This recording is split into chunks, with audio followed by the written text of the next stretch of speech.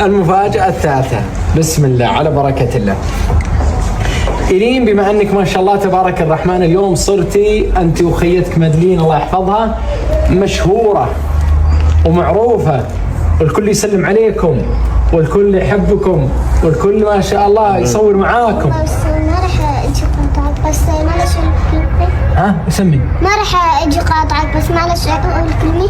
قولي جعل ان شاء الله ما يقول غيرك. ها انا مشهورة بس على الفاضي. ليش ما بعمل اعلانات يا قلبي؟ لا والله انت على بالي. يكونك مشهورة بالخير وارسلتي رسالة لجميع الأطفال ومشهورة.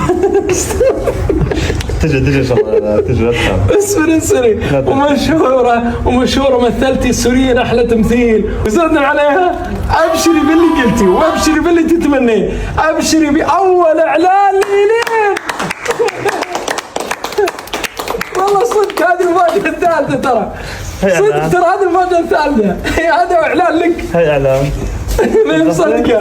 اين تشروا البيض الله وجيههم ما شاء الله تبارك الرحمن.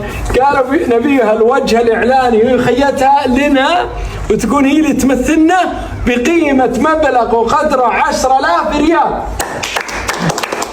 خلاص صرت مشهوره، صرت اعلانات الحين.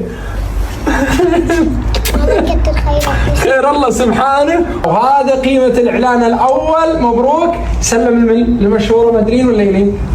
ليلين مدرين. يا زين هذه تقدير. يا زين من الخبر. طيب هذه المدرين ما شاء الله تبارك الرحمن. ها للكبير. لأن إيش؟ لأنه للأكبر. يا زين التربية.